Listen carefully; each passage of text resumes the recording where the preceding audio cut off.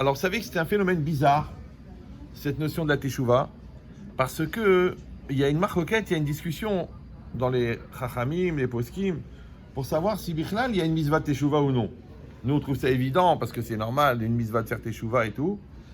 Mais le Ramban, il pense que dans les comptes des mitzvot, on compte la mitzvah de teshuva, mais le Rambam, il pense qu'il n'y a pas de mitzvah de teshuva. Il n'y a pas. Là-bas, il dit que yesh mitzvah litvadot, il y a une mitzvah d'exprimer la faute, mais il n'y a pas une mitzvah, ça me dérange le bruit, hein, mais il n'y a pas une mitzvah de faire teshuva en soi. Maintenant, c'est quoi la logique? C'est quoi l'explication? La logique, c'est que c'est quoi la teshuva? Ça veut dire de revenir à Hachem. Ok. Mais si quelqu'un, par exemple, il s'est engueulé avec son fils, ou que l'enfant, il a fait des bêtises, ou il a spolié de l'argent et tout, alors un jour, ils ne se sont pas parlé pendant 10 ans. Et un jour, le fils, il vient, il dit « Papa, je veux m'arranger ». Le père, il dit « Ok, allez, je t'accepte ». Il dit « Mais non, j'ai un problème, parce que comme je t'ai renié pendant 10 ans, il faut que je retourne à la mairie pour faire une reconnaissance parentale ». Il dit « Non, mais même s'il a fauté, il reste le père, il reste le fils, c'est normal, d'accord ». De la même manière, c'est comme si à chaque fois qu'on crie avec sa femme et qu'on ne peut plus la voir, il faudrait refaire des kiddushin. Non, c'est-à-dire qu'un homme, il reste un enfant d'Hachem. Malgré les fautes, malgré les avérotes, pour ça qu'on dit Israël, afalpi shechata, Israël où? Bien qu'il a fauté, il reste à Israël. Donc ça veut dire quoi? C'est-à-dire que le Rambam, il dit non, il n'y a pas de mitzvah de teshuva, mais il y a une mitzvah de vidouille. Le Rambam, il dit non, il y a une mitzvah de teshuva. Ça veut dire que quelqu'un, il s'est éloigné, quelqu'un, il s'est écarté, quelqu'un, il a coupé le lien avec Hachem. Alors, c'est une mitzvah positive de reconstruire ce lien. Alors, pour essayer de comprendre un petit peu de quoi ça parle, l'idée, c'est que le mot teshuva, il vient du verbe lashuv, d'accord? Lashuv, c'est revenir. Maintenant, cette racine, lashuv, c'est aussi, shuva, c'est les mêmes lettres que busha. Busha, c'est la honte. Alors, qu'est-ce que c'est la honte? La honte, c'est le malaise développé entre ce que tu es censé être et ce que tu es. Vous me suivez ou non? En français, on appelle ça être mis à nu. D'accord? C'est comme si toi, tu es censé être honnête et le contrôle fiscal, il te dit c'est quoi ce chèque? Et là, tu es mal à l'aise. Pourquoi? Parce que tu es chef d'entreprise. D'un autre côté, tu utilises l'argent pour tes besoins personnels. Donc, tu as un malaise. Donc, c'est là que tu as honte. D'accord? Ou alors, on découvre une facette de toi qui était cachée. Maintenant, toi, tu es censé ne pas avoir honte. Pourquoi? Parce que tu es censé être la personne que tu es censé être. Maintenant, tout le paradoxe, il vient de la notion d'être et la notion de paraître. Vous savez, on a un paraître, on a une extériorité et on a un être. Maintenant, le paraître, c'est un peu comme le paravent. C'est un peu comme les coulisses au théâtre. C'est-à-dire que tu te prépares pour jouer ton rôle dans les coulisses et après tu sors. De la même manière, l'intériorité, c'est comme la préparation pour arriver dans la réalité, dans l'extériorité. Ok. Donc, ça s'appelle l'être et le paraître. Maintenant, moi, j'ai dit un jeu de mots. Pourquoi ça s'appelle paraître? Parce qu'on espère que tu vas finir par être. Vous me suivez ou... Mais maintenant, il y a une grande tentation dans le paraître de finir par être. Donc, tu restes dans le paraître. Parce que pour fabriquer un paraître, ça prend 20 secondes. Tu achètes un costume, tu mets un chapeau, ça prend 20 secondes. Mais pour être, ça prend des années. Donc, j'ai dit, ça s'appelle paraître parce qu'on espère que tu vas finir par être. Dans l'écart entre les deux, ouais, malheureusement, il y a la vera. C'est quoi? C'est la tentation de ne pas être ce qu'on est censé être. Maintenant, quand je me rends compte que je ne suis pas ce que je suis censé être, donc on m'envoie à ma lettre qui s'appelle la boucha. Et boucha, c'est les mêmes lettres que chouva. Pourquoi? Parce que sans boucha, en chouva. Tu ne peux pas faire tes chouvas si tu n'as pas honte. Ouais. Comme quelqu'un qui n'est pas conscient qu'il est malade, il ne peut pas se faire soigner. D'accord? Quelqu'un qui ne reconnaît pas qu'il a un problème, il peut pas s'arranger. C'est pour ça que quand on dit que le Rambam, il dit que la mitzvah, il n'y a pas de mitzvah teshuva, mais que la mitzvah, c'est le vidouille. C'est quoi le vidouille? Vidouille, c'est reconnaître la faute. D'accord? Tu dois dire chatati, aviti, pacharti. Tu dois exprimer la faute. Et ça, c'est un phénomène très bizarre. Parce que celui qui a fauté, il sait qu'il a fauté. Et Dieu, il sait tout. Alors pourquoi il a besoin de le dire? C'est comme si un enfant, tu l'as attrapé. Il a fait une grosse bêtise.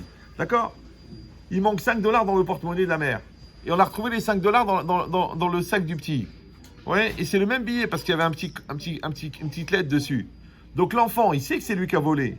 La mère, elle sait que c'est lui qui a volé. Maintenant, l'enfant, il sait que la mère sait que c'est lui. Le fils, il sait que la mère, elle sait que c'est lui. Donc pourquoi elle a besoin que l'enfant, il reconnaisse? Vous me suivez ou non? Maintenant, je vous ai pas dit quel âge il a l'enfant.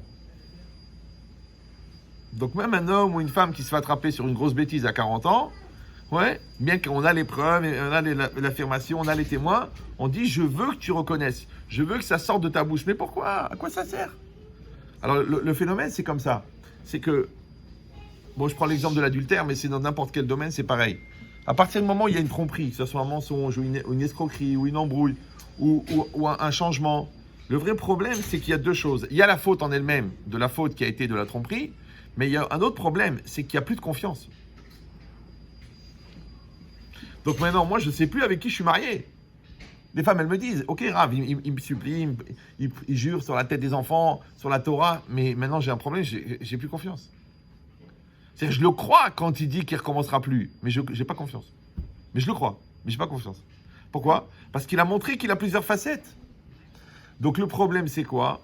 C'est la chatzitza, ce qu'on appelle la séparation qu'il y a maintenant entre moi et lui. Maintenant, quand la personne, elle va parler, elle va exprimer, elle va se désolidariser du menteur ou de la menteuse. Vous suivez? En lui. Bah oui, c'est quand elle dit j'ai menti, c'est-à-dire qu'il y a un truc en moi qui me sépare de toi et qui crée la séparation et qu'on appelle la trahison et le manque de confiance, la perte de confiance. Et moi, je veux faire sortir ça. Parce que je ne peux pas parler. Un enfant, il me ment. Je ne peux pas lui parler parce que je vois le menteur devant moi. Mais si mon fils, il se sépare du menteur, il me dit, voilà, lui, c'est le menteur. Ouais, je ne recommencerai plus, j'ai compris ce qui s'est passé, j'ai pris conscience, j'ai fait teshuva, je fais une thérapie, je me soigne, je prends des médicaments. Donc maintenant, lui, le rachat, il est là et le tzaddik, il est là. Donc moi, j'ai retrouvé mon tzaddik. Vous me suivez ou non? Donc ça veut dire que le phénomène du vidouille, en fait, c'est d'enlever la chatzitza. C'est d'enlever la séparation. C'est enlever ce qui nous sépare. Or, on sait que la seule manière de rapprocher deux choses, c'est d'enlever ce qui les sépare. Pour ça que karov, en hébreu, ça veut dire proche. Les akriv, ça veut dire approcher. Mais akrava, ça veut dire aussi sacrifice. Ça vient de korban. Korban qui veut dire sacrifice. Pourquoi? Parce que le korban, nous on croit que le korban, c'est un sacrifice, c'est qu'il faut faire des sacrifices, c'est qu'il faut sacrifier. Non! Tout l'intérêt du korban, c'est un pont privilégié pour pouvoir se rapprocher de Dieu. Or, la seule manière de se rapprocher de Dieu, c'est de sacrifier ce qui te sépare de Dieu. Qu'est-ce qui sépare de Dieu? La matérialité et l'orgueil. Maintenant, quand tu amènes un taureau au Beth Amikdash et que ça coûte 8 ou 900 $, ouais, tu as donné de la matérialité là. Ouais, or, pourquoi tu avais fauté? À cause de la matérialité. Donc, en sacrifiant la matérialité, tu enlèves ce qui t'a séparé de Dieu. C'est pour ça que quand tu as volé, d'abord, tu dois rendre l'argent. D'abord, tu enlèves la matérialité qui nous sépare. Et après, tu enlèves l'orgueil, tu demandes pardon. De la même manière, il y a le korban et la teshuva. La teshuva, sans le korban, ne marche pas. Et le korban, sans la teshuva, ne marche pas. Ça veut dire qu'on est obligé, quand on veut se rapprocher d'Hachem, d'enlever ce qui nous sépare de Dieu.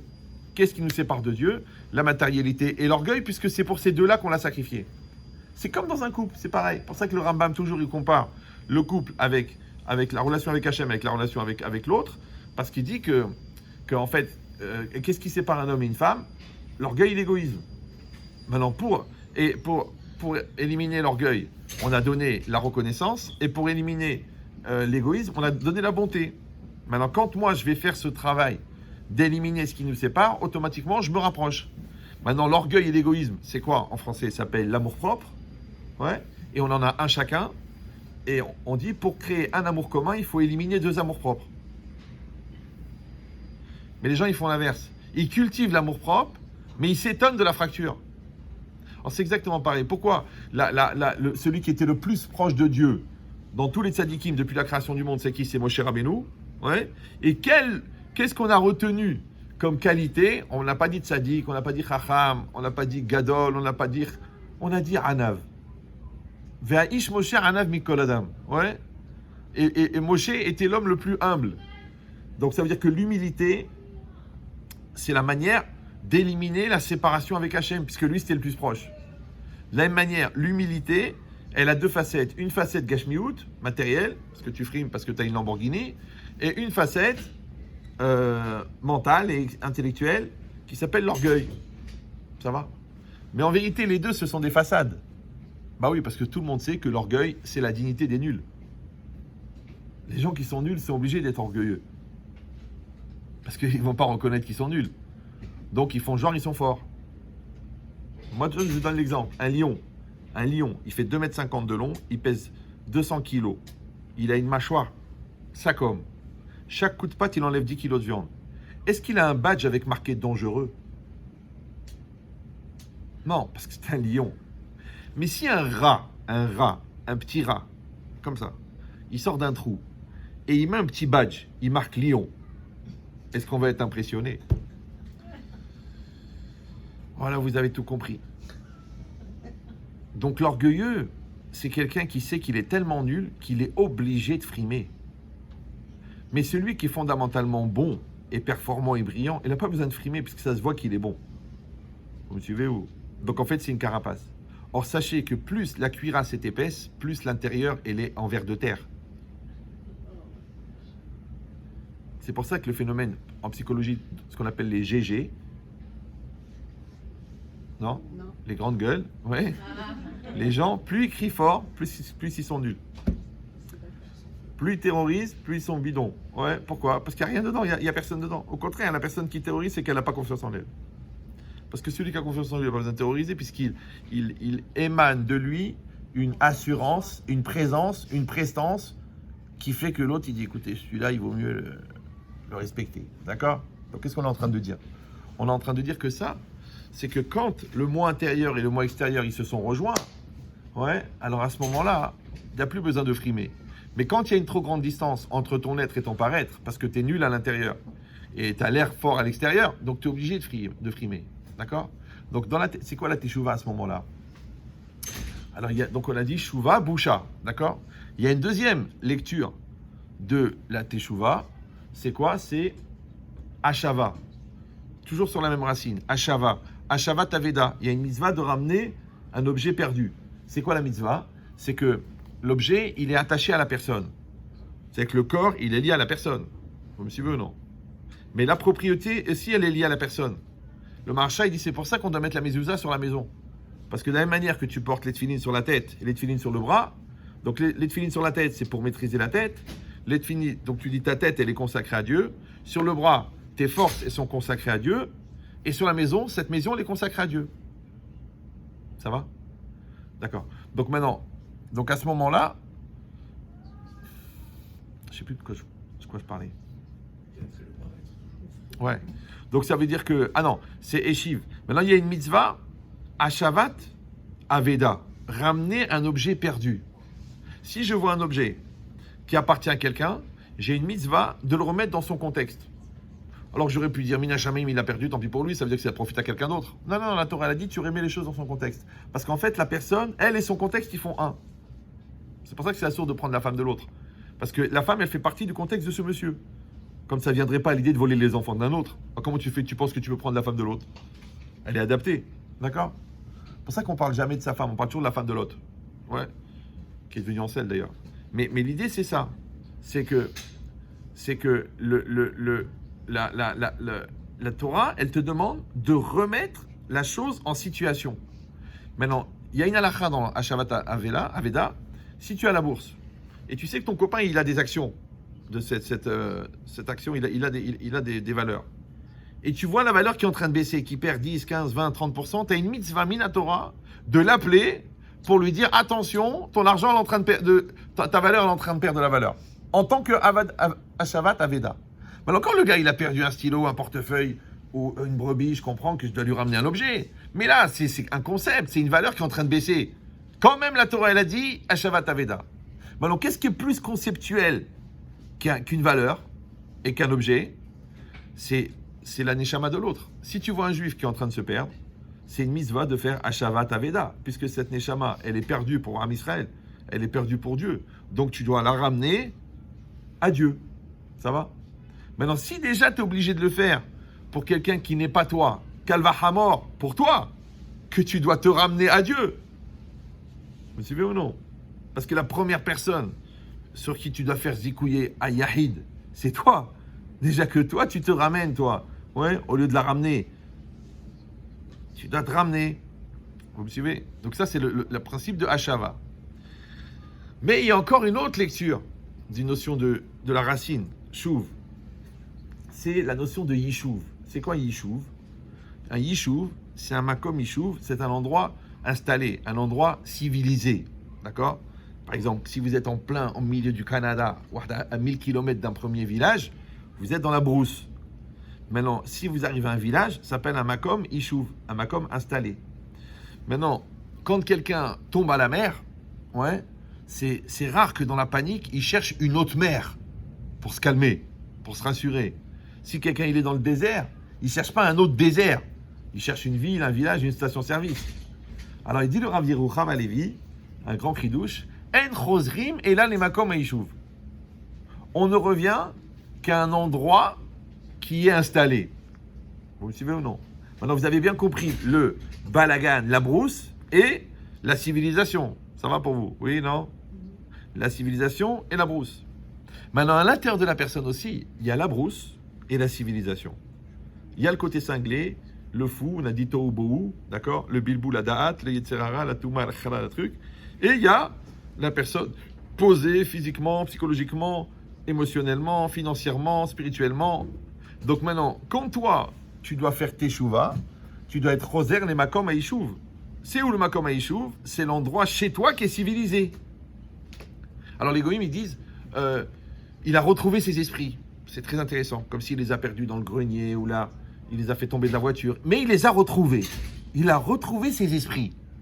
C'est-à-dire qu'il y a un endroit où il y a l'esprit. Mais il y a un endroit où il n'y a pas l'esprit.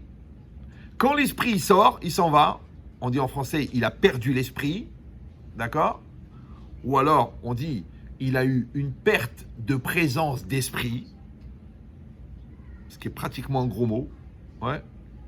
Quand je dis, mais je comprends pas, mais comment t'as fait pour voler? Je sais pas, j'ai pas eu la présence d'esprit, mais je comprends pas ton fils, si ça fait 3 jours qu'il est dans la rue. Écoute, j'ai été occupé parce que c'était la finale de Coupe du Monde, donc j'ai pas eu la présence d'esprit. Je comprends pas, mais ça fait 3 ans que tu la trompes. Eh ben écoute, je me rendais pas compte, je pensais que c'était une misva, l'adultère, donc j'ai pas eu la présence d'esprit. Mais non, on rigole, mais les gens ils vivent comme ça. Parce que quand les gens moi ils me disent à moi, c'est honteux de parler comme ça, je dis moi je parle, mais toi tu vis. Moi je préfère en parler, tu vois, ça reste théorique, mais l'autre il est dedans. Le coma volontaire, médical, d'accord? Ouais. Parce que quand tu mens pendant des mois, et que tu embrouilles pendant des mois, et que tu t'entêtes pendant des mois, et que tu triches pendant des mois, c'est ou un coma volontaire, ou c'est une pathologie. Et la pathologie est rarement logique, puisqu'elle n'est pas trop logique, d'accord? Ça va? Donc l'idée c'est quoi? C'est que il y a un makom haïchouv. Maintenant c'est quoi le makom haïchouv? Alors vous savez, tout le principe d'un homme normalement, d'un juif particulièrement, mais un homme en général, ouais, c'est la valeur de quelqu'un, c'est le da'at. Da'at, d'accord? On l'a dit déjà plusieurs fois, le da'at, on le traduit connaissance, on le traduit conscience, on le traduit subconscient, on le traduit maturité, il y a plein de mots pour traduire. Maintenant, en fait, quand quelqu'un faute, il a esiyah da'at, c'est-à-dire, c'est ce qu'on a dit, il perd la conscience, il perd l'esprit. Alors en français, on dit il n'est pas lui-même, il a un comportement infantile, il est dans un déni de réalité, déni de responsabilité, déni de culpabilité, déni d'existentialité. À chaque fois que le da'at, il quitte la personne, il devient fou. Ça va? Maintenant, qu'est-ce qu'il faut faire, normalement? On dit en français, il faut retrouver ses esprits. Donc il faut ramener l'esprit à l'endroit où il est censé être. Comment on appelle l'endroit où l'esprit est censé être? Ça s'appelle Ishuv Ada'at. Vous suivez toujours? Voilà. Donc là, je vous ai fait tout un détour pour vous dire quelque chose d'évident. Mais c'est juste pour vous éclairer sur une chose que nous, on ne comprend pas a priori, c'est de croire que Ishuv Ada'at, ça veut dire la sérénité, le calme, la maîtrise de ses émotions. Ani Beishuv Ada'at. D'accord? En anglais, on dit I am cool. Tu es cool? Ouais, je suis cool. Mais le mec, il t'a planté de $20,000. Ouais, je suis cool. D'accord, mais ta femme t'insulte. Mais non, je sais qu'elle est énervée, elle est fatiguée, elle est enceinte. Je suis cool. C'est-à-dire, elle ne m'a pas bouleversé, elle ne m'a pas fait sortir de mes gongs. Ouais. Alors, c'est très intéressant parce que là aussi, j'ai fait un jeu de mots qui n'engage que moi. C'est juste un système mémotechnique. C'est que cool, ça ressemble à col. Col, c'est quoi col? Tout. Maintenant, vous vous rappelez quand Yaakov il a rencontré Esav et qu'Yaakov il a fait plein de cadeaux à Esav, Esav ne les a pas acceptés. Pourquoi? Parce qu'il a dit Yeshli Rav, j'ai beaucoup. Alors Esav il a dit à Yaakov, reprends les cadeaux. Il a dit non, Yeshli Kol, j'ai tout. Maintenant, qu'est-ce qui est la différence entre j'ai beaucoup et j'ai tout? Ben, c'est très simple, c'est que quand j'ai beaucoup, j'ai pas tout. Alors que quand j'ai tout, j'ai tout. Ça va? Alors, kol, comment ça s'appelle en français? Ça s'appelle complet, ça s'appelle shalem, ça s'appelle malé. Et comment ça s'appelle beaucoup? En fin de compte, c'est expression de manque. Donc, c'est incomplet. Maintenant, la personne qui est incomplète, elle est toujours en manque. La personne qui est complète, elle n'est pas en manque. Comme si veut ou non. Maintenant, j'ai un manque d'argent, automatiquement, je vais regarder l'argent, surtout des autres. J'ai un manque d'assurance, automatiquement, je vais être obligé de compenser avec l'orgueil, avec des cris.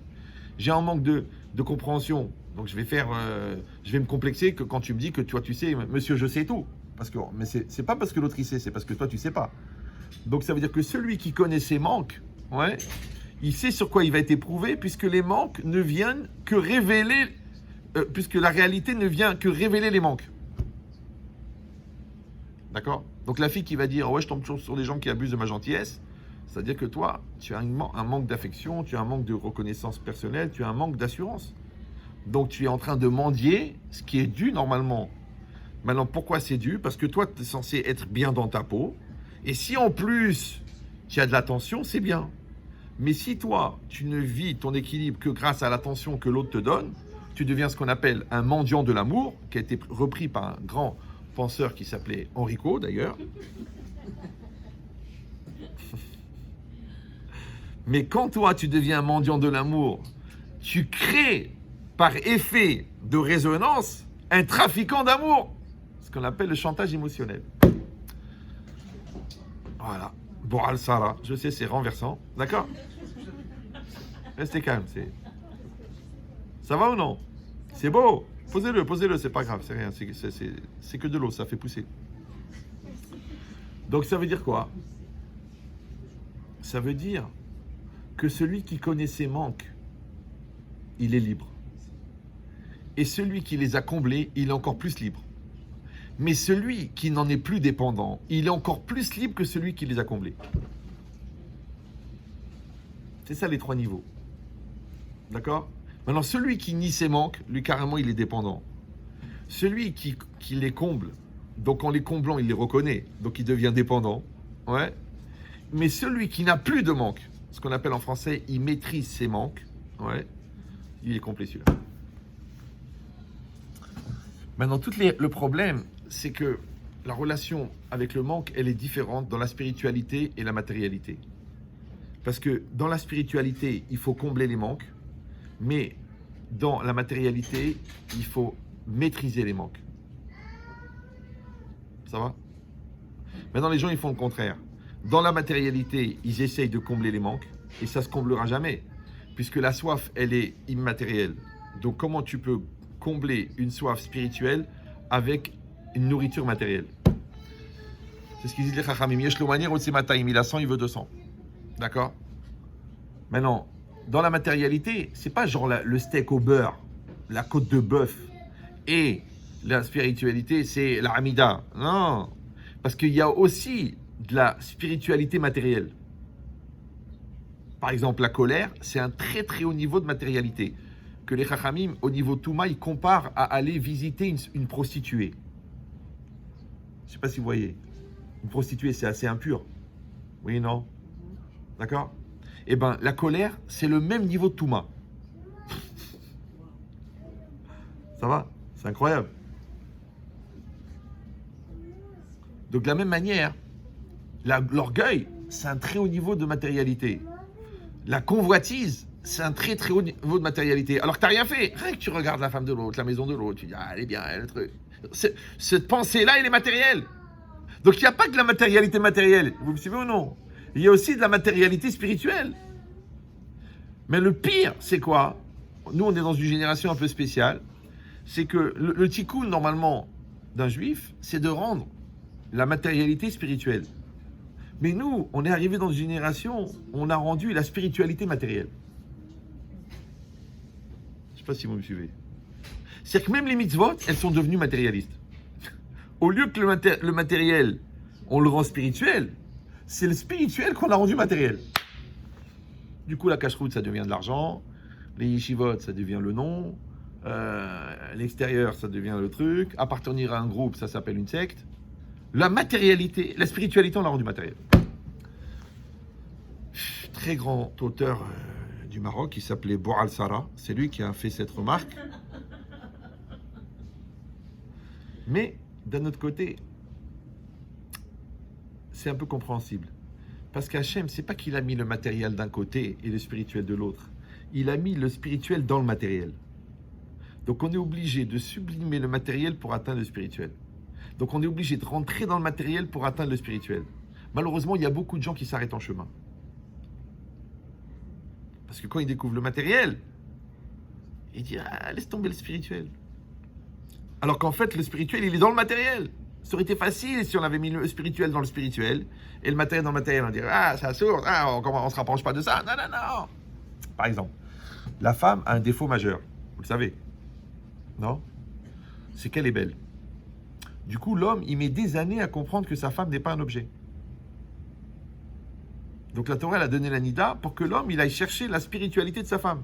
Et non pas la matérialité de la femme. Maintenant, le problème, c'est que la femme aime, comme elle a besoin de considération, elle est prête à s'apprêter pour être un objet qui va intéresser l'homme.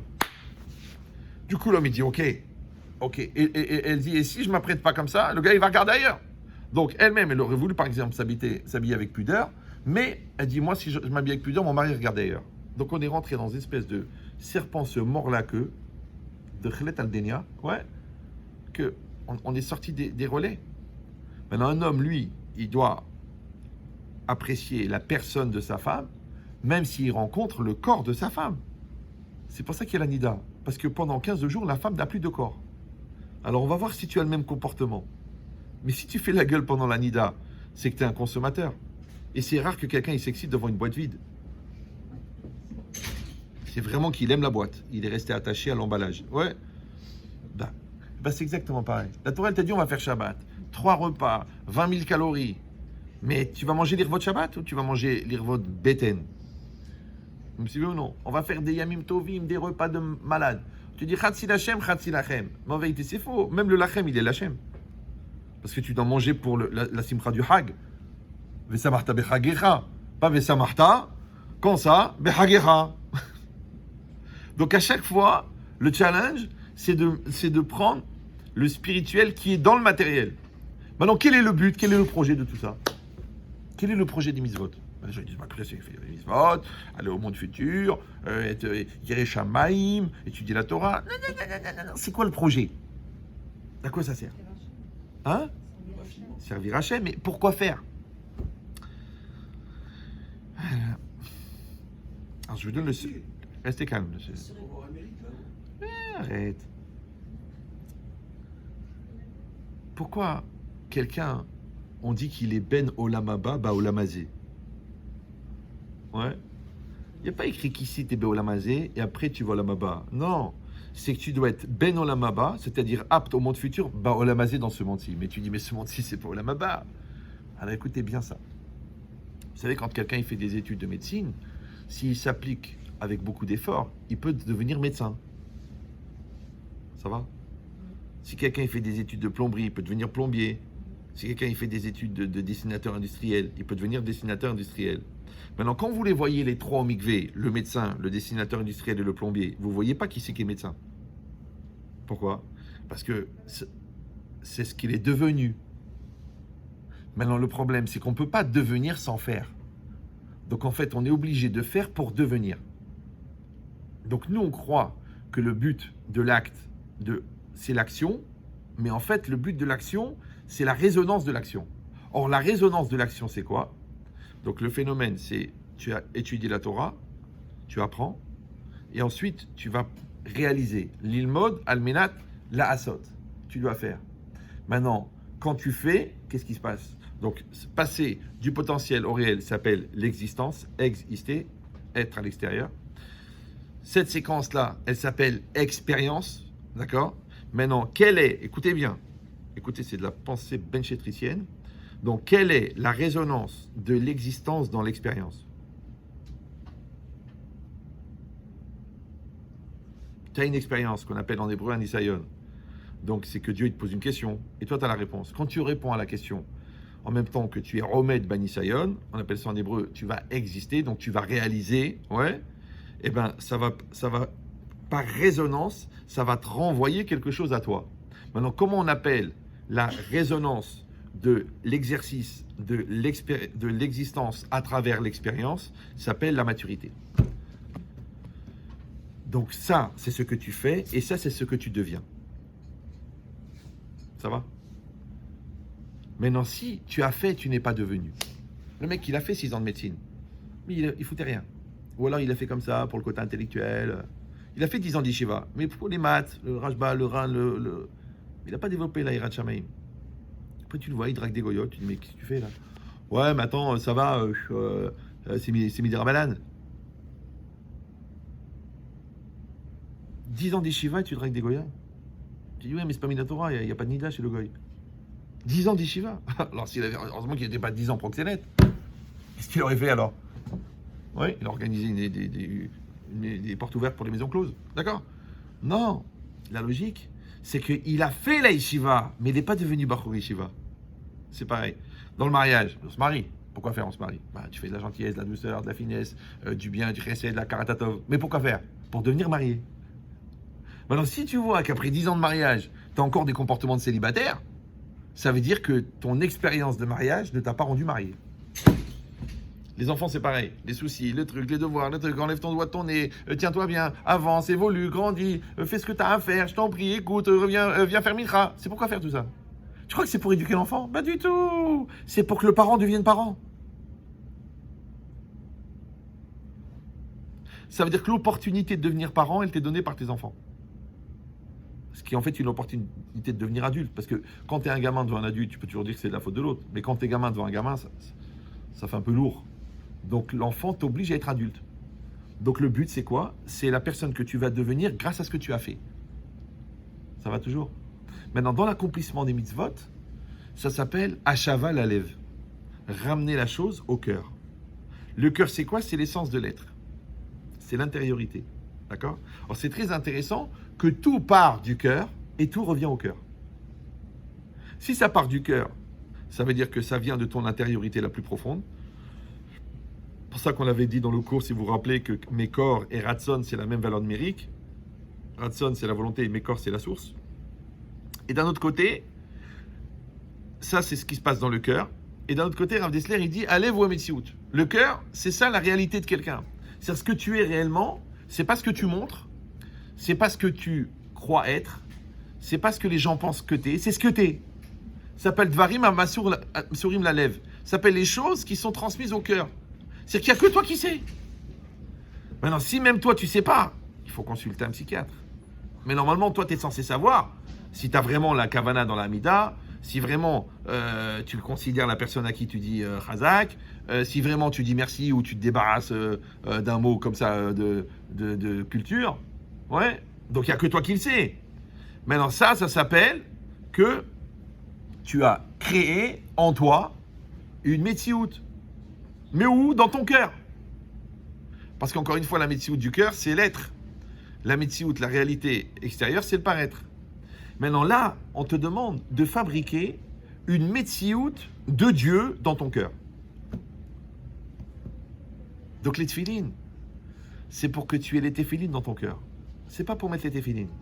Maintenant, c'est impossible d'avoir les téphilines dans ton cœur si tu ne mets pas les téphilines. Même maintenant, tu as étudié toutes les Gemarot qui parlent des téphilines, tu as étudié tout le Zohar qui parle des téphilines, tu as écrit tout le Shulchan Aruch des téphilines, mais tu ne mets pas les téphilines. On est Be'or Mamasé dans le monde de l'acte. Ouais. Et le monde de l'acte, c'est quoi? C'est que ton acte, il va te faire grandir. C'est pour ça qu'on avait rappelé Gadol Amer Asemina Ose. Oui, il est plus grand celui qui fait faire que celui qui fait. Pourquoi? Parce que celui qui fait faire en toi, c'est celui qui devient. C'est pour ça que quand tu enseignes, tu comprends mieux que quand tu écoutes. Parce que tu es le Meracé. D'accord? Donc quand tu influences, automatiquement ça change. C'est-à-dire que si toi tu vas faire passer la Torah à tes enfants, il faut qu'elle soit acquise chez toi. Sinon ne dis pas, il ne comprend rien. Parce que les pharmaciens ne vendent pas des cravates. Donc on ne peut pas vendre une chose qu'on n'a pas en stock. Donc ce que tu as en stock, tu peux le vendre. Ce que tu n'as pas en stock. Ah, maintenant tu dis je l'ai en stock dans la tête, j'ai en stock dans la bibliothèque, j'ai en stock dans tous les serfas que j'ai fait dans les chivotes, j'ai en stock parce que je côtoie très proche les grands rabbins. Tout ça c'est extérieur. Mais est-ce que tu l'as en stock dans ton stock? Ouais. Le stock, c'est le cœur. Et le cœur, c'est Metsiout Hashem Belibo Shel Adam. Alors comment s'appelle ça? Non, il s'appelle le Yishuv. C'est ça Makom HaYishuv. D'accord? En français, on appelle ça un référent. Comme toi, par exemple, tu as des valeurs. Donc, quand quelqu'un il veut t'embrouiller ou te sortir de tes valeurs, toi, tu dis, moi, j'ai des valeurs. Moi, j'ai un référent. D'accord? Toi, tu as un rave, tu as un référent. Toi, tu as ton éducation, tu as un référent. Toi, tu as l'image de tes parents, tu as un référent. En fait, on passe notre vie à te fabriquer des référents. Pour ça que les gens dangereux, c'est soit les gens qui n'ont pas de référent, soit les gens qui changent de référent. Vous savez que juste au-dessus du référent, il y a l'évêque. D'accord? Donc, c'est une blague. Donc, quand tu changes de référent, ouais, tu es dangereux. Parce que tu t'appelles un opportuniste et surtout, tu t'appelles une vérité à géométrie variable. Vous me dites, non, t'es honnête, t'es honnête. Non, tu dis à partir d'1 million d'euros, c'est une mise va te voler. Ah bon? T'es fidèle, t'es fidèle. Mais la vérité, si un mannequin il me fait un clin d'œil, c'est une opportunité. Haval. Ouais. Donc, ça veut dire quoi? Ça veut dire qu'en fait, t'es pas honnête puisque t'es honnête jusqu'à un point 2. Maintenant, cette référence-là, en vérité, elle est en résonance de ma Neshama. Parce que la Neshama, elle a un avantage extraordinaire, c'est qu'elle triche jamais. Elle ment jamais, elle embrouille jamais. Pourquoi? Parce que c'est un morceau de Dieu. Et une des caractéristiques de Dieu, c'est quoi? Ve'ani Hashem lo shaniti. Moi, j'ai pas changé. Maintenant, on se retrouve dans un truc bizarre. L'homme, il a une Neshama en lui qui ne change jamais. À l'extérieur, il a un monde qui n'arrête pas de bouger. Et il a un corps qui subit le monde, le chaud, le froid, les intérêts, les valeurs, les bilboules, les nerfs, les crises, les gros mots. Donc lui, il est tout complet. Après, il dit non, mais c'est mon tempérament. Non, c'est pas ton tempérament, c'est juste que tu es inadapté. D'accord? Donc, il a un balagan au niveau du corps et une référence au niveau de la Neshama. Et lui, il est au milieu, le Nefesh. Alors, quel référent il choisit? Est-ce qu'il choisit un référent qui bouge jamais, comme Hachem, Ve'ani Hachem lo shaniti, ce que les Chachamim appellent Bar Samcha, quelqu'un sur qui tu peux compter, 1 an, 10 ans, 20 ans, 30 ans, il ne bouge pas. Alors que l'autre, écoute, aujourd'hui il dit ça, demain il dit ça, aujourd'hui il fait ça, après-demain il fait ça, je ne comprends pas, tu es un gars changeant. Tu sais, il faut s'adapter. Non, tu t'adaptes au niveau de tes midotes, mais tu ne t'adaptes pas au niveau de tes valeurs. Les valeurs, elles ne changent pas, papa. Si les valeurs, elles changent, c'est qu'elles n'existent pas. Donc maintenant, qu'est-ce qui se passe? On a la Neshama, qui est une valeur intrinsèque, qui ne change jamais, et le cœur de l'homme. Et dans le cœur de l'homme, la possibilité de fabriquer, grâce à la pratique de choses essentielles, à l'intérieur de soi, une Metsiout Hashem. Ça va toujours? C'est-à-dire que quand tu vas être sanoua parce que ta mère, elle t'a dit ta jupe, elle est trop courte, c'est pas encore de la pudeur. Mais le jour où toi-même, tu vas dire, écoute, je peux pas m'habiller comme ça, parce qu'une batte Israël, elle s'habille pas comme ça y est, ça, c'est ta pudeur à toi, c'est pas la pudeur de ta mère. Vous me suivez ou non? Mais ça veut dire que maintenant, tu ne peux pas. Tu ne peux pas. Donc, si le garçon, il s'approche, tu n'y arrives pas. S'il te drague, tu te mets à trembler. Si tu dis, t'es jolie, tu dis, il est fou celui-là, qu'est-ce qu'il veut? Mais si tu dis, écoute, ça fait quand même plaisir, parce que mon père, il me dit toujours que je suis une khmara, et lui, le petit Ahmed, là, il me dit que je suis très jolie, eh ben, ok, peut-être il va se convertir. Dans l'absolu. C'est une personne quand même, c'est une créature de Dieu. Mais tu vois pas qu'il a des intérêts tout à fait différents. Mais que toi, dans ta niya, tu n'as pas compris que lui, il te regarde comme un shawarma. Maintenant, pour que toi, tu vois qu'il te regarde comme un shawarma, il faut que toi, tu saches que tu es un diamant. Mais si tu n'as pas fabriqué assez de respect de toi-même pour comprendre que tu es un diamant, donc quand lui, il va dire que tu es jolie, eh ben, tu vas dire, ah ben, quand même, hein, il me fait des compliments. Hein. Mon père, il me fait que des remarques. Ma mère, elle me fait que des reproches. Mais lui, il me fait des compliments. C'est ça le problème. S'il y avait le référent, tu te serais tout de suite rendu compte. Si tu es un spécialiste des diamants et qu'on te présente des éclats de pare-brise, tout de suite tu dis mais vous rigolez ou quoi? Je ne vais pas acheter ça. Mais si tu n'es pas spécialiste des diamants, même un éclat de pare-brise, il peut t'intéresser. Tu dis bon, peut-être c'est un diamant brut, il n'est pas encore taillé. Il va faire tes chouvas, il va devenir sérieux, il va arrêter le shit. Moi, des gens, ils me disent Ramen Chetrit, je suis avec un garçon, il n'est pas sérieux, mais peut-être c'est ma mission. Je dis, écoute, la mienne, oui, la tienne, non. Moi, j'ai 58 ans, j'ai 30 ans d'expérience, j'ai une famille, j'ai des enfants, des petits-enfants. Moi, je vais m'occuper de ça, tu vois. Toi, tu es une petite fleur, un petit papillon qui vient de sortir de la chenille, ouais, et tu crois que tu vas lui faire tes chouvas. Mais lui, il a 180 tonnes de touma au pied. Et toi, tu es une légèreté, une espèce d'excroissance de duvet. Ce qu'on appelle en psychologie reh. Donc quand tu vas t'accrocher à ce boulet, il va t'emmener au fond de l'abîme. Yabim. Maintenant, encore une fois, pourquoi? Parce que tu n'as pas la valorisation personnelle. Alors, de la même manière que d'agir dans l'intelligence, ça rend intelligent, d'agir dans le respect, ça rend respectable, et bien d'agir dans la kedusha, ça te rend kadosh. Donc d'agir dans la hirat shamaim, ça te donne la hirat shamaim. Mais si tu vois que la hirat shamaim n'est pas rentrée, ça veut dire que tu n'as pas fait le circuit complet. Impulsion de mitzvah, accomplissement de mitzvah, devenir de mitzvah. Vous me suivez? Maintenant, puisque la force du Yetzer Hara, c'est de faire sortir le da'at, donc la mitzvah, on a dit, c'est la hashavat ada'at, c'est ishuv ada'at. Alors il dit le Rav Yerucham, Efo, où est-ce qu'il faut le ramener? Il dit que la tchouva, c'est de ramener le da'at au makom haïshuv. Et le makom haïshuv, c'est metziut Hashem chez Belido, chez Libo, chez l'Adam. C'est d'ailleurs pour ça, c'est très intéressant, qu'il n'y a pas de mitzvah de Teshuvah à Rosh Hashanah. À Kippour, oui. À Rosh Hashanah, non. Pourquoi? Tu sais pourquoi? Parce que Rosh Hashanah, c'est la fin de l'année. Mais en même temps, c'est le début. Donc, c'est la fin du cycle. D'accord? Donc, quand tu arrives, c'est comme si tu arrives à l'examen. Quand tu arrives à l'examen, c'est pas le moment de réviser.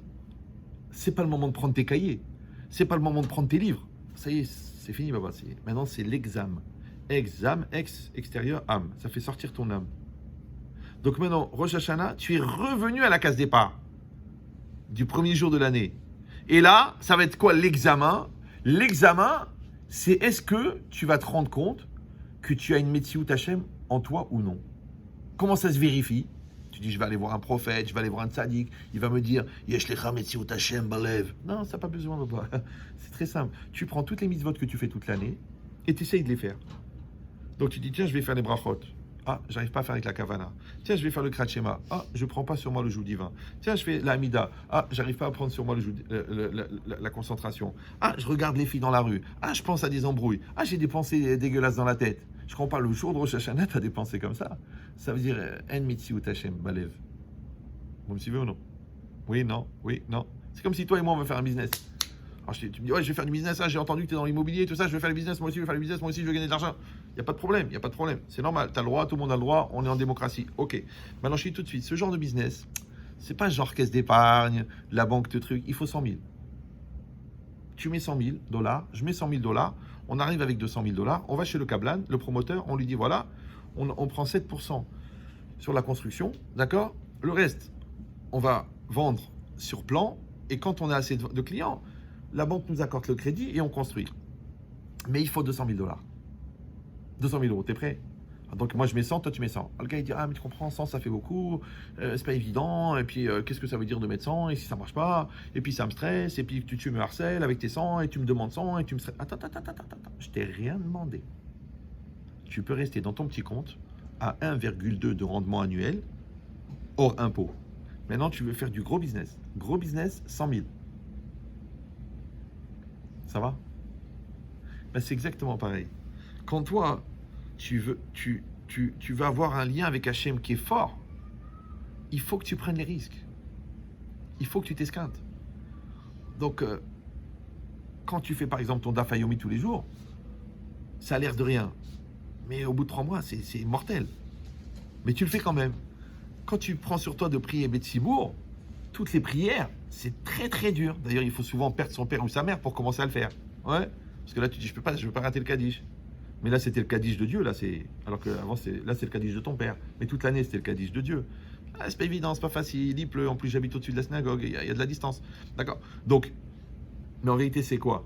C'est que là, tu mesures ta Metsiout.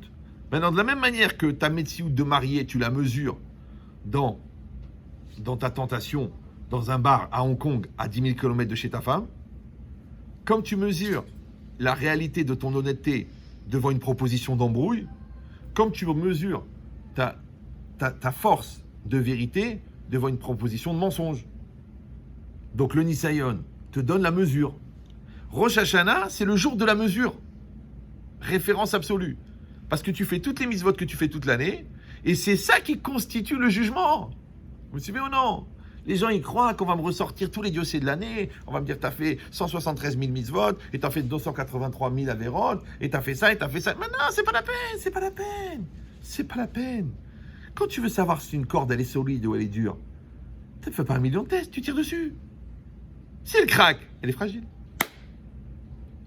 Donc si le jour de Rosh Hashanah, qu'on t'a dit que c'est le jugement, on t'a prévenu, on t'a mis en situation, on a mis une kedusha spéciale, on a mis la mitzvah de shofar, on a mis le Rav Dessler, on a mis les Sfarim, on a mis un texte de prière spécial, on a mis un Hazan spécial, on a mis des airs spéciaux. Ce jour-là, tu n'arrives pas à faire les mitzvot, c'est le jugement que la Metziut Hashem n'est pas dans ton cœur. C'est en ça que tu es jugé. Maintenant, combien de temps ça me prend pour vérifier? 1 seconde. Ça s'appelle Nirtam, les Altar, les Haïm. Combien de temps ça prend le contraire? 1 seconde. Nirtam, les Altar, les Mita. Ah, tu dis oui, mais je me recherche encore. Benoni. Benoni n'est pas une marque de pâte. Benoni. C'est des gens qui font des allers-retours entre le haut et le bas. Entre le haut de la kippa et le bas de la ceinture. Mais à un moment, il va falloir décider. Mais dans cette logique-là, que ton da'at, que le Yetzer Hara, il s'est évertué à éparpiller, parce que ton da'at, il est parti là-bas, ton da'at, il est parti là-bas, il est parti dans la colère, il est parti dans les nerfs, il est parti dans la peur, il est parti dans l'angoisse, il est parti dans la touma, il est parti dans la chala, il est parti dans la malhonnêteté. La Torah, tu dis, écoute, Yesh mitzvah, la chouve. C'est quoi la chouve?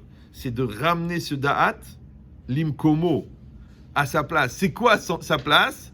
C'est Metziut Hashem belibo shel adam.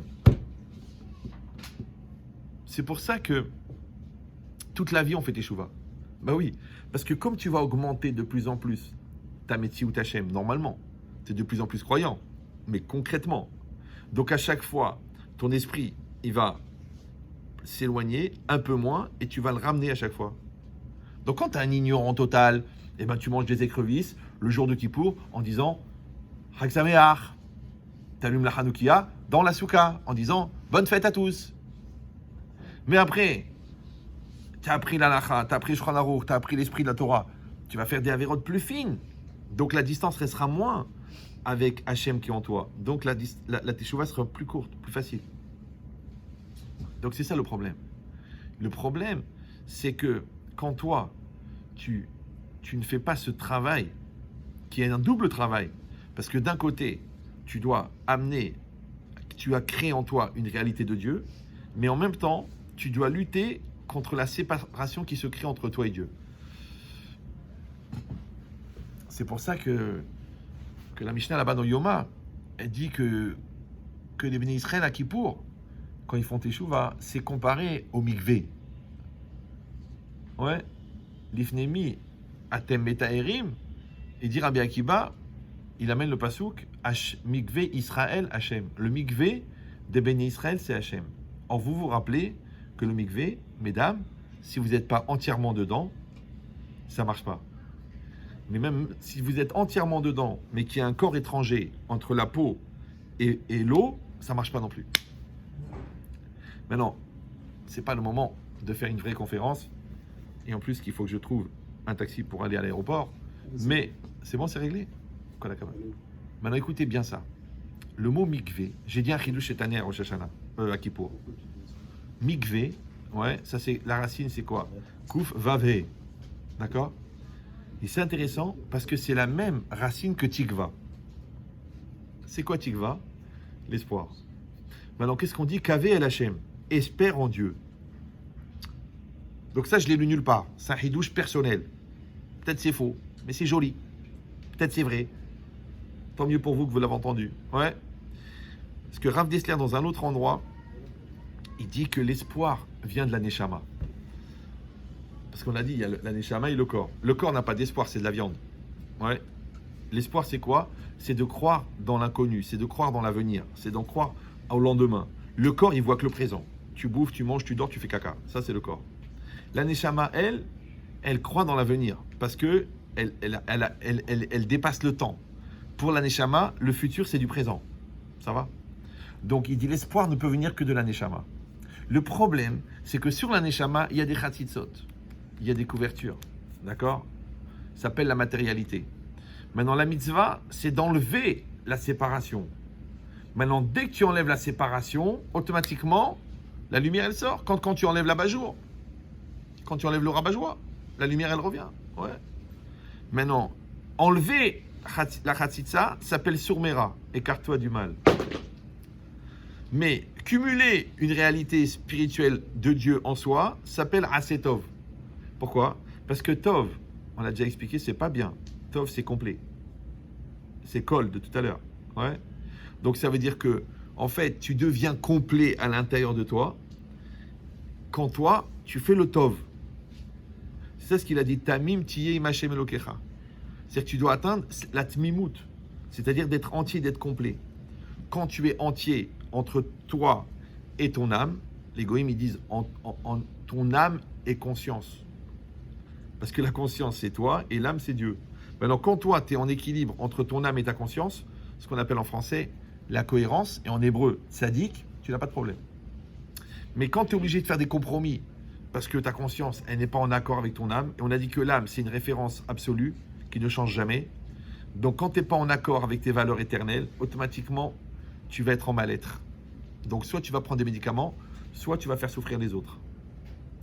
Donc maintenant, il y a un double travail. Un travail d'enlever la khatzitza, ouais, et un travail de construire cette réalité d'Hachem. Surmera via Setov. Maintenant, le Maharal de Prague, il dit un chidouche incroyable. Il dit, vous savez, c'est un phénomène. Quelqu'un, il est impur, il a touché un mort, il rentre dans le mikvé. Comment, quand tu rentres dans le mikvé, tu sors du mikvé, tu es impur. Tu rentres impur, tu sors pur. Mais où elle est la Touma? Tu dis, ben, elle est dans le mikvé. Mais si la Touma, elle est dans le mikvé, donc le mikvé, il est devenu impur. Donc la prochaine femme qui va se tremper, ou le prochain homme qui va se tremper, il va devenir impur, puisqu'il va rentrer dans un truc impur. Alors il y a un chidouche, écoute bien. Mikvé et non mekabel Touma. Le mikvé ne reçoit pas l'impureté. Ah, tu dis, ben, s'il ne la reçoit pas, je l'ai encore. Non, elle disparaît. Maintenant, si on dit, attention, c'est violent, si on dit que la Touma, c'est l'expression de la matérialité, d'accord, et que le matériel, c'est le corps, et que le corps, il génère le désespoir et la tristesse.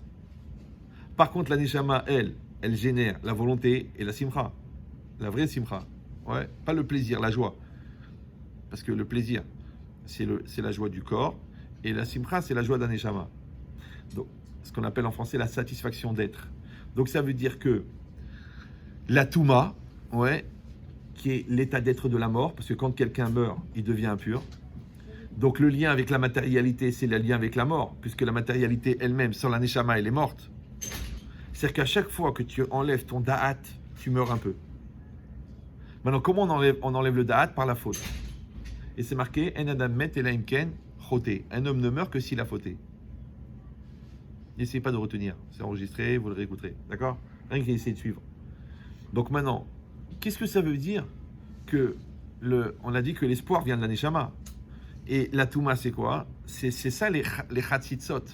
C'est-à-dire les angoisses, les peurs, les nerfs, la rancune, la vengeance. C'est ça la Khatzitza. C'est ça ce qui te sépare de Dieu et ce qui te sépare de l'autre. Maintenant, on a dit que tu enlèves ce qui te sépare pour te rapprocher. Maintenant, quand tu rentres dans le mikvé, alors l'impureté disparaît. Or, le mikvé, c'est Dieu. Donc quand tu te rapproches de Dieu, l'impureté disparaît. Et c'est ça qui pour. Ça va? Mais puisqu'on a dit que mikvé, c'est la même racine que tikva, d'accord? Et que le mikvé ne reçoit pas l'impureté, donc l'espoir non plus. L'espoir ne reçoit pas l'impureté. C'est-à-dire que celui qui est dans une dynamique d'espérance et de positivisme et de sourire et de bien-être, il ne reçoit pas les impuretés, c'est-à-dire les gens qui vont le casser, ou la mort, ou le mauvais temps, ou la maladie. Il n'est pas touché. Il n'est pas touché. Maintenant, je n'ai pas dit qu'il ne va pas être malade, parce que même s'il est malade, il ne va pas être touché. C'est ça le chokma. Parce que les gens ils disent qu'il ne va pas être malade. Ah, tu vois, il est malade. Sachez que la maladie n'est pas dangereuse. C'est le rapport avec la maladie qui est dangereux. Il y a des tzadikim qui sont malades pendant 30 ans, ouais, d'une maladie mortelle de 3 semaines, et l'autre, en 3 semaines, la même maladie, il est mort. Pourquoi? Parce que il y a des gens qui sont tellement assimilés à leur corps que quand leur corps est malade, eux, ils sont malades. Mais quand quelqu'un est séparé de son corps, il peut avoir un corps malade et lui être bien portant. C'est pour ça que tu vois des gens, c'est un truc très bizarre, quand vous allez voir des gens en phase finale à l'hôpital, pour soi-disant leur remonter le moral, et c'est eux qui vous remontent le moral. Tu peux m'expliquer comment quelqu'un qui pèse 44 kilos, qui a la peau séchée à cause de la chimio, qui est morte à 90%, elle te remonte le moral à toi. Elle te parle, elle te dit, je sais qu'Hachem va s'occuper de mes enfants, j'ai pas peur, j'ai même dit à mon mari, remarie-toi, ne souffre pas à cause de moi, et je sais que Dieu va l'accompagner. Mais attends, tu dis, on est dans un monde de fous. L'autre, elle a tout pour être heureuse, elle fait chier le monde, mais t'as même pas idée. L'autre qui a tout pour être malheureuse, elle donne le moral. Tu dis, il y a un problème, il y a un truc qui va pas là. Ouais. Donc en vérité, c'est ça le problème. C'est que quand le corps, il est mort, il reste que la neshama. Et la neshama, elle génère que de l'espoir. Voilà. Ça veut dire qu'il faut mourir pour être vivant. Il faut mourir dans la Touma pour vivre dans la Kedusha. Maintenant, quand toi, tu vas te casser, d'accord, tu dis, ouais, toutes mes copines, elles ont un portable qui fait des glaçons. Et tu dis, moi, j'en ai pas. Ça tue un peu. Ouais, toutes mes copines, elles se font des coupes de cheveux, genre star, truc. Et moi, je tiens ma queue de cheval. Tu vois, tu tues. Mais tu tues quoi? Tu tues ta superficialité. Donc, tu fais vivre ta spiritualité. Même les garçons, ils disent, il y a des filles pour se marier, il y a des filles pour s'amuser. C'est intéressant. Mais ça, il faudrait l'expliquer aux filles. Parce qu'elles aussi ont envie de s'amuser. Ce problème, c'est juste les dégâts irréversibles. Que toi, tu crois que tu es en train de t'amuser, alors qu'en vérité, tu as le cœur brisé. Et même si tu as une très bonne colle, et qu'on peut recoller le vase brisé n'aura jamais la même valeur que le vase qui n'a jamais été brisé. D'ailleurs, on le dit, tu m'as brisé le cœur. Ça va? Donc, qu'est-ce qu'on est en train de dire maintenant? On est en train de dire un hidouche qui devait durer 20 minutes et qui a duré 58. Je crois que c'est la journée des prolongations. Donc, c'est quoi l'idée? C'est de dire qu'en fin de compte, on a dit, il y a une discussion, est-ce qu'il y a une mitzvah teshuva? Il n'y a pas une mitzvah teshuva. En fait, une lecture de cette marloquette, c'est qu'au fond, on n'est jamais séparé de Dieu. Parce que si Dieu nous quittait, on mourrait tout de suite. Puisque tout ce qui fait qu'on est en vie, c'est que Dieu est en nous. Donc le problème, c'est quoi? C'est pas la distance que Dieu prend avec moi quand je faute. C'est la distance que moi, je prends avec Dieu quand je faute. Mais Dieu, il m'a jamais renvoyé. Parce que si vraiment Dieu m'avait renvoyé, quand les gens disent « Ouais, Dieu était absent de ma vie, quand j'ai besoin de lui, il n'était pas là. » Mais non, c'est toi qui as coupé les ponts, Baba. Lui, il t'a jamais quitté. Après, tu dis « Ouais, mais j'avais pas de mazal. » Mais le mazal, il vient de la présence de Dieu. « Ouais, mais j'avais pas la bracha. » Mais la bracha, elle vient de la présence de Dieu. « Oui, mais il n'y avait pas de kedusha dans ma vie. » Mais la kedusha, elle vient de la présence de Dieu. Donc quand tu fermes les rideaux, il n'y a plus de lumière. Après, tu dis « Ah, il n'y a pas de lumière. » Mais ouvre les rideaux. Donc jamais tu quittes Hachem. Ouais. Par contre, tu dois te donner les moyens de préserver cette proximité. Et ça, c'est le Rambam. Alors que le Rambam dit non. Il dit c'est possible qu'à un moment, la personne, elle va tellement loin dans la distanciation, ouais, qu'elle est obligée de tout reconstruire le système. C'est comme si un couple, ils ont été tout au bout et ils ont divorcé, ils ont truqué. Après, ils ont fait 1 an de célibat. Chacun, il a fait toutes les soirées de célibataire en croyant que le monde entier les attend. Toute sa vie, il a dit à sa femme, il y en a 10 qui m'attendent, il y en a 10 qui m'attendent. Et elle a dit, c'est pareil, je suis encore jeune, je suis encore belle, je suis encore truc. Et bien après qu'ils ont fait 1 an, 2 ans, 3 ans de célibataire, qu'ils vont mourir, parce que ça s'appelle des mouroirs. Ouais. Que l'autre dit, mais t'as du ventre, mais t'es chauve, mais t'es truc, mais t'as un caractère, et t'es chiant, et t'es radin. Et l'autre, la femme, me dit, mais celle-là, t'as vieilli, tu vois où elle est ta beauté, tu regardes tes photos quand t'avais 20 ans. Elle dit, oh là là, bah lui, il me disait que j'étais belle. Mais moi, je disais, c'est jamais assez. Et elle me supportait mon caractère. Alors que les autres, ils me disent, va chez ta mère. Donc, c'est qu'est-ce que t'as fait? Maintenant, tu as tellement souffert du célibat que tu retournes. Tu dis, peut-être qu'il faut qu'on essaye avec le mari. Moi, je parle seulement quand c'est des problèmes de midot et tout ça. Hein. Quand c'est des problèmes majeurs, psychopathes, coups, violence et tout, c'est pas la peine. Mais quand c'est des problèmes de midot, c'est-à-dire des réglages moteurs, on ne jette pas une BMW pour des réglages moteurs. Parce que le réglage des culbuteurs, ça coûte $100. La voiture, elle coûte 130 000 €. Tu ne jettes pas la voiture pour un réglage moteur. Voilà. Mais quand il n'y a pas de moteur, ou là, qu'on t'a menti, on t'a dit que c'était une BM, mais en vérité, c'était une Dacia. Là, tu peux dire, pourquoi je vais retourner avec une Dacia parce qu'on m'a vendu une BM. Donc, vous avez compris qu'en fait, la mitzvah de Teshuvah, ouais, elle est dans cet avoda, dans ce travail, qui continue toute la vie. Alors évidemment que c'est plus une teshuva de manger cachère, une teshuva de ne pas manger des huîtres, et une teshuva de ne pas mettre une mini-jupe que genre tu vas attraper froid. Non, tu as dépassé ce niveau-là. Mais une teshuva de encore améliorer sa proximité avec Hachem. Dans la tête, dans le cœur, dans les actes, dans les pensées, dans le bitachon. On peut arriver à un niveau. Vous savez, une fois Rav Wolbe, il était en train d'attendre le bus. Ouais. Et il a fait comme ça parce qu'il trouvait qu'il tardait. Il a tellement été choqué de son attitude que ça lui a pris 4 ans de travailler le bitachon pour dire comment ça se fait que j'ai trouvé que le temps il était long pour que le bus y vienne. Alors que nous, toute la journée, ouais, la maison elle se vend pas, et ça, toute la journée, nous. Ouais, ça va pas, et je suis pas content, je suis nerveux, mais c'est un manque de bitachon. Maintenant, lui, il a mis 4 ans pour récupérer un geste. Il a fait comme ça. Ouais. Donc ça veut dire n'ayez pas peur qu'il y aura encore et encore et encore du travail. Voilà. Hazak ou Baruch. Je passe la parole à Rabbeinu qui va vous dire quelques mots.